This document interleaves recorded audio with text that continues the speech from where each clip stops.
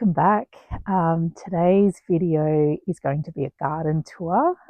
I've been meaning to do this for over a week now, but our weather has just been horrid. We had a whole week of wind and then rain.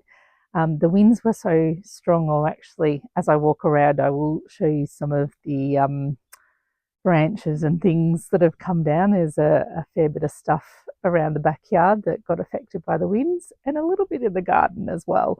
And then it rained, and we needed rain, so I wasn't going to be too sad about that. But today, finally, it is mild. There is no wind. It's cloudy, it's not sunny, but it's still actually quite nice to be out here. So I thought I needed to just take advantage of that good weather and do a video of my garden.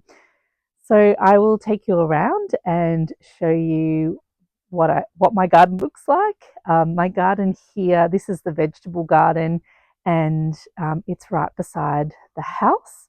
And a couple of reasons: it's close by so that I can just come out the back door and I can duck out here, and particularly this first garden bed here has a lot of herbs and greens and things like that I might just come out and pick when I'm cooking. And the other great thing about having the garden right next to the house is I have the windows of the main living area looking out onto the veggie garden. So it means that I never forget to do things. Well, I tell a lie, I probably still do, but I see the garden regularly. So I know that if something needs attention, or I think, oh, that's right, I needed to go out and pick whatever is ripened, I see it regularly from the house. And so that helps to keep me, I guess, in connection with my veggie garden and not having it down the back of the yard where I'm likely to sort of not see it as often and forget about it. So they're the two reasons. Really, one of the main reasons is having it close to the house makes it so much easier to come out and pick things when you need them. All right, so let's get started, and you're going to have to excuse my dogs that of course are going to decide to bark while I am doing a video. Okay, so this is my first raised bed. I have a number of raised beds, and then down the back are just some garden beds on the ground. So all of our garden beds are made out of recycled timber and recycled corrugated iron sheets. So we've just bought secondhand timber and iron sheets and created these garden beds. So this is the first one. Here you can see I've got a lot of herbs like sage here. I did plant just not long ago a little bit of lemon thyme just in there. These lettuce are probably nearly ready to be pulled out. They're going to go to seed. There are quite a few weeds in there. This here, and you'll see in the next bed, I've got plenty brassicas. This really needs to be pulled out, but this is a tatsoi that has gone to seed. I'm actually going to pull that out now and get it out of the way. And then in the next bed here, these are sprouting broccoli that I've let go to seed. And if you have a look, I'm just going to come over and show you. Have a look at the bees. There are bees everywhere amongst these flowers. So I'm reluctant to pull those out just yet because the bees are loving it, and there's not a huge amount of flowers. Oh, the blossoms are starting, but not a huge amount of flowers out. So I really want the bees to have their fun with these flowers before I pull them out. And as you can see, the wind has knocked them over. Anyway, they're well and truly due to be pulled out. But back to this first garden, I've got a little bit of a mini cabbage. I grow the mini varieties over winter. I find they go quite well. The larger cabbages just take too long to to grow and get to size. I've got plenty of I grow this all year round pretty much, silver bead or rainbow chard. So this one here is like a rainbow chard, beautiful red colour, but like another red one in there, and then that's just a regular variety. and this one here is an orange. So I always have that growing all year round. Nice, that just grows so easily, and it's easy to pick and put into different things. Now my peas, there are a few peas. There's some down here, and there's some here, but they're not doing very well. They were, but I think they got a little bit battered by the winds. There's some flowers on there, but they're not looking too good down here. I don't know what has happened, but anyway, I may have to plant some new ones. I do have peas in another area that are growing well, but the wind really has battered those, unfortunately. I do have some carrots that I put through here, and there's quite a few weeds that I need to pull out. But this bed has quite a few empty spaces that I will fill with a few things that I've got growing in the greenhouse at the moment. So second bed over here again, there's a lot of sprouting broccoli that has gone to flower. It does look very pretty, I must say. I've got a few more cabbage. This one hasn't quite really formed yet, but this one has. So they're kind of like, like a handful size. They are quite good to grow. I've got a little bit, I think this is dill here that has self-seeded. I have a lot of self-seeded things. And here is a cabbage that got eaten by something, and I still haven't quite discovered what has done that. It happened overnight, so I'm a little concerned that it was a rat or some sort of rodent, but nothing since, so that's quite interesting. I really don't know what happened to that cabbage. It was nearly ready to be picked, and then this happened. I did just the other day plant some beetroot seeds in here and also over in that garden as well. This garden here is a little bit of a tiered garden, and I've got strawberries. So there's some strawberries along the top. They're fairly new. These ones are fairly, I only just put them in last year. And then I put a few new strawberry runners in. Oh, they're actually growing really well. There's that one there. There's one up the top in the middle. And there's one down in here. And there should be a fourth one somewhere. Oh, I don't know where the fourth one is. That's concerning. Anyway, I might have to have another look and see what happened there, but I definitely put 4 in, and I can only see 3 new ones. Anyway, so that will be sort of a strawberry garden, and I'll let them sort of sprawl. And I've got a calendula that, and another one over there actually in the corner that is like a volunteer plant. So I just let them grow. In fact, if you have a look, all of these are going to be calendula as well. I'll probably have to pull some of those out. All right, so they're the 3 raised beds at the first part of the garden. Okay, so the next part of the garden, so I was just over on that side of the greenhouse. Now over to the other side of the greenhouse, you can see that I have 3 round raised beds. And these raised beds are made out of old rainwater tanks. So we found one at the local tip, and half of it was very rusted, so we cut that off and only used half. And then the other 2 at the back here were in we have a neighbouring farm, and there was an old tank sitting out the back, and we asked if they were going to use it, and they said no, so we could have it, and we cut it in half and made round raised beds. So there's 3 raised beds over there and then another 3 here. I actually have made the decision this year that I'm going to make all of my garden beds raised, because they're just easier to manage, and I'm also thinking about my future. I want to be able to garden right through when I'm older, and honestly the pressure on your back and knees and things like that to get down on the ground is not so good. And I also find that it's easier to maintain the weeds. So I have made that decision to continue the raised beds, and I'll show you when I get round to the other ones what our plans are. Okay, so this is the first raised bed. I transplanted it. I thought it might have been dead actually, but I transplanted it into this garden bed, and little looking violas. Let's have a look at them. They're so getting cute. Leaves. It's starting to come. They're very, very pretty, but they have spread. They've nearly taken over this whole garden bed. This here is so that's the three round beds of some sort. I'll pull that out later. But this has self-seeded and just spread.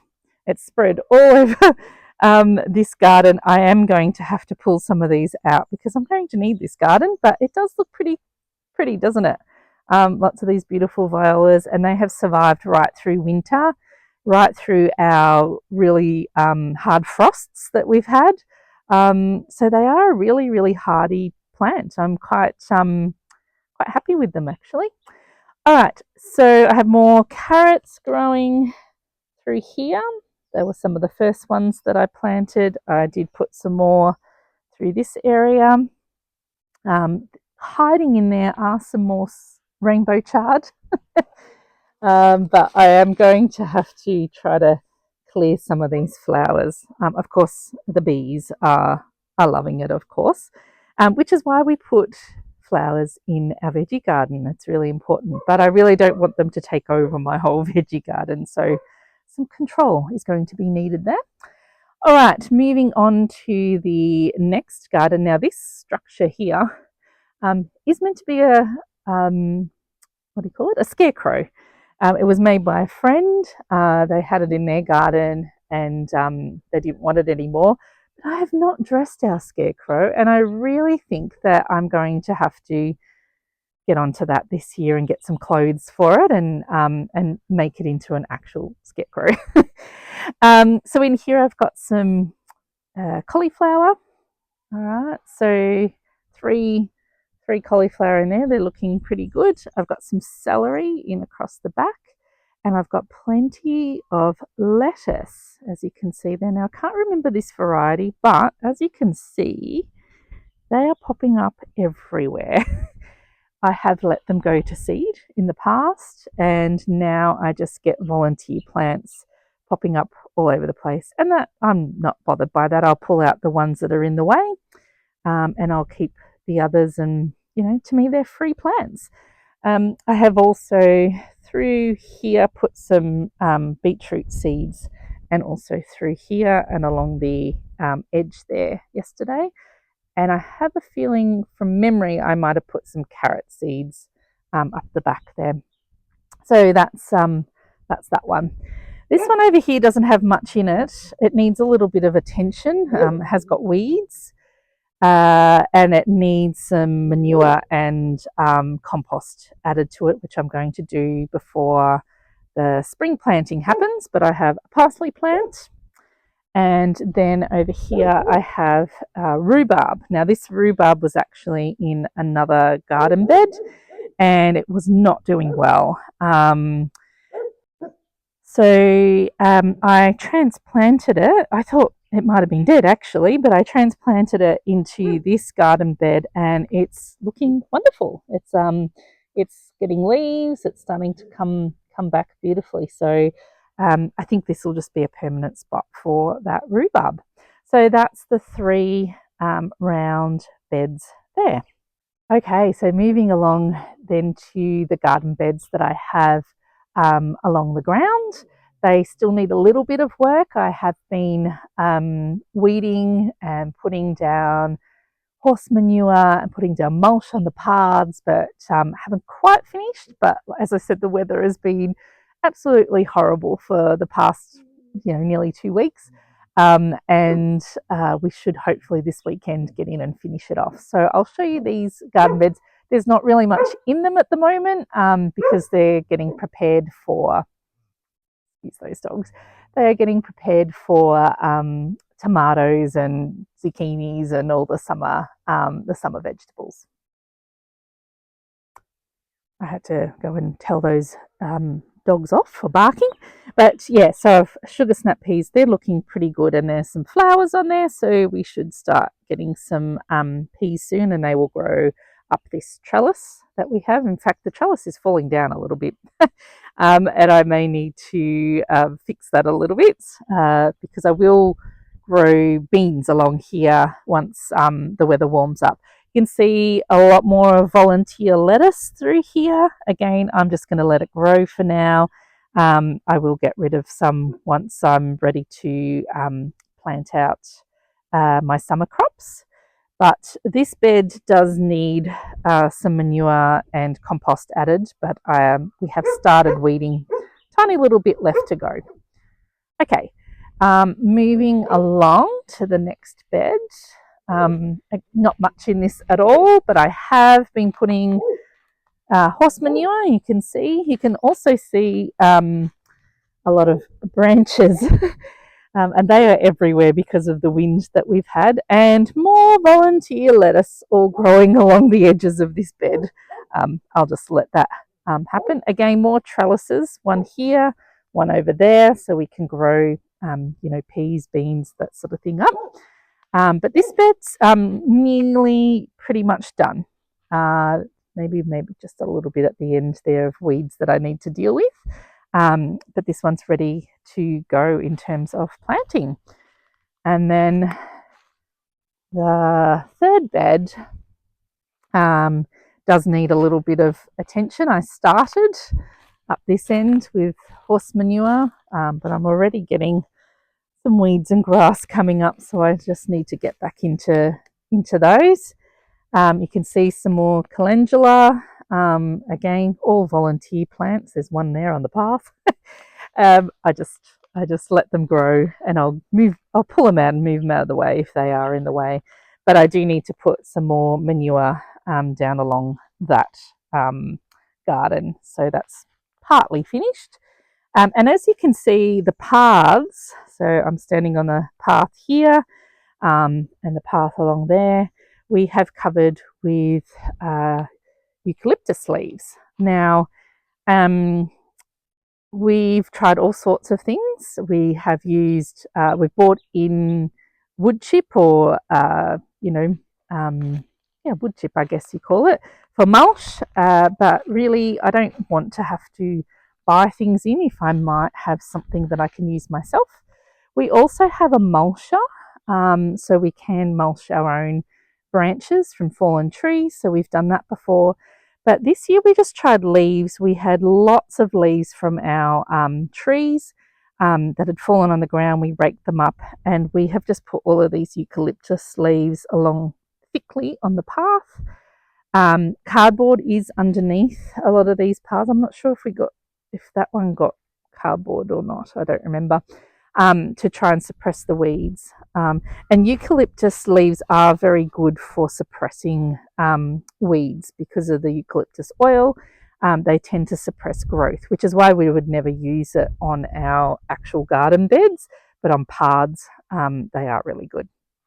And then over on the edge here along the fence line is another garden bed, and I haven't quite finished weeding. As you can see, that area through there is like a jungle. I will be getting into that this weekend. But I have sort of worked on this first part. I do need to put some manure down. I have in this section here asparagus plant. So hopefully we get some asparagus. It's been in a couple of years, so I should get a crop. And yeah, this is going to be the flower garden. So right along, I'll clear that. So right along there, right along the fence and along here, I plan to put lots of flowers and have like a beautiful flower garden that will then border the rest of the veggie garden. Okay, and then the last bit behind me here was, and you can see my dog eating grass, was a potato patch. So we had our potato patch in behind there, and I decided this year we're not going to do that. We're actually going to build some raised beds in. So say hello to our dog Maggie eating grass. But this whole section is like a big square, did have potatoes. In fact, there is still some potatoes in there. You can see some growing. Actually, that's a lettuce, but that's definitely a potato growing in there. But our plan is really just growing weeds at the moment. But the plan is to build kind of like a U-shaped or upside down U-shaped, so straight up there, across, and then down there with a space in the middle.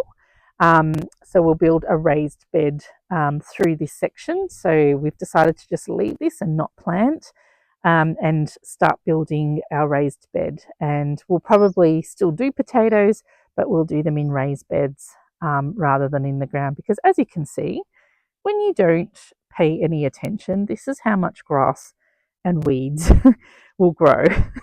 And that is why raised beds for us will be easier. We can have our raised beds and then we can just mow around it to keep it tidy, I guess. Okay, and the last section, of course, is the greenhouse. And this is fairly new to us. We used it for the first time last spring.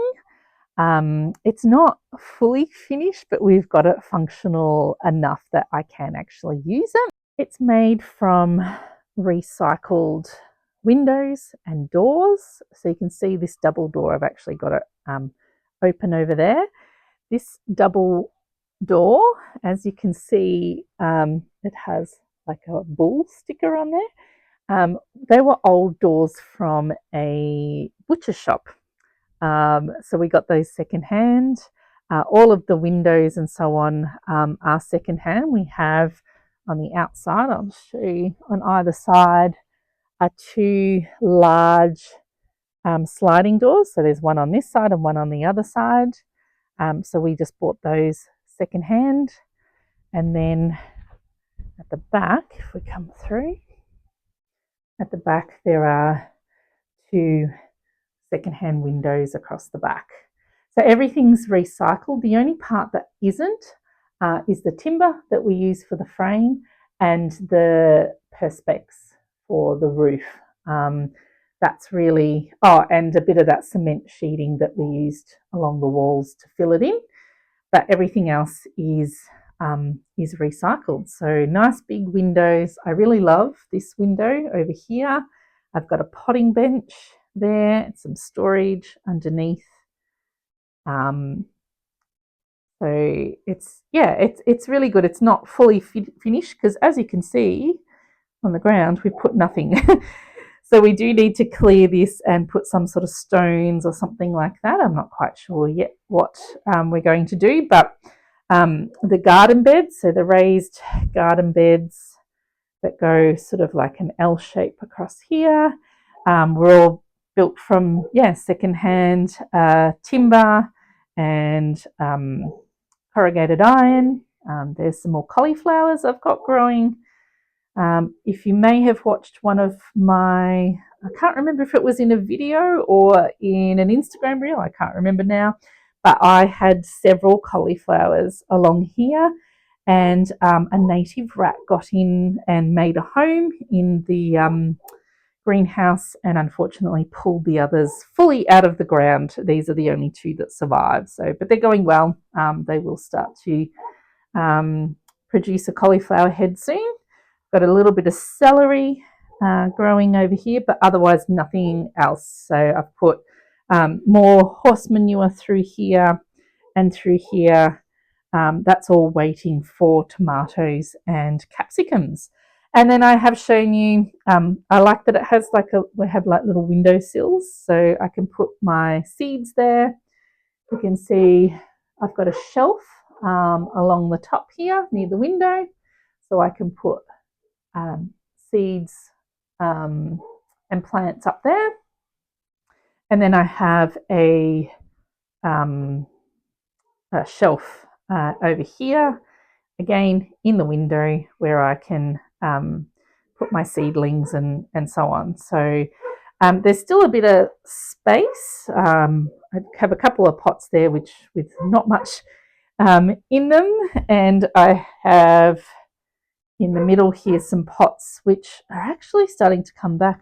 They were indoor plants that I tried to grow out here and they died from the frost, even though they were in the greenhouse, but I think they're actually starting to come back. So they might still be alive. So this is the greenhouse. We are thinking of extending the raised beds along here a little bit. I do want to be able to use that door, even though we have the main door, it is still handy to kind of get in and out of here. I can still use it because I still use the door on that side. When it gets too hot, I can open that up. I can open up the windows and I can open up this door to let some air in. But yeah, so we may possibly bring it just along to here a little bit and then maybe fill in this section over here with a raised bed, because a little bit more raised bed would probably go well in this greenhouse. But yeah, that's this part, the greenhouse. I'm really pleased. I really love having the greenhouse and having all of my tools and everything I need close by to the garden. Okay, the last section that I'm going to show you behind me is where all my fruit trees are. So this is in the front yard, in the front of the house. And many of these have been in for 2 to 3 years. I had plans for this area to be like a food forest, and if you don't know what a food forest is, it's where you create a forest, I guess, with your fruit trees, and then you have underplantings that are companion plants and so on, flowers and garlic and chives and things that attract beneficial insects, things that detract, pests and things like that, and disease, and also things that are nitrogen fixers that bring nitrogen to the roots. So there's a number. I might do a different video that actually talks about fruit tree guilds and food forests, but it didn't happen. I planted them and they've just been planted and that is it, and they just have grass and so on growing around them. I do want to remedy that. I have been sowing some seeds of some things that I would like to plant underneath the fruit trees to get in once spring comes along. I'll probably do it soonish once the seedlings are big enough, and I might just sort of work on 2 or 3 trees first, get some underplanting happening with some companion plants, and then kind of go from there. So the weather really is turning. I'm going to leave it there. I'm not going to talk about what fruit trees I have, but basically there are some plums, cherries, nectarine, apples, pears. I think that's all from memory. And I did just buy some new ones, which I have not planted because of the horrible winds that we had. They do need to go in this weekend though. And I got some more apples and I think a peach tree. So I'll show you when I get around to doing that. But I think I'll leave the tour there because the weather is starting to turn, and I think that was the best time when I first came out. That's my garden. There's not a lot happening just yet, but there will be a lot happening in the coming month or two. So I will show you the progress and what I'm planting and how things are looking. So there'll be another garden tour probably later on in spring. Thanks so much for watching, and I hope to see you next time.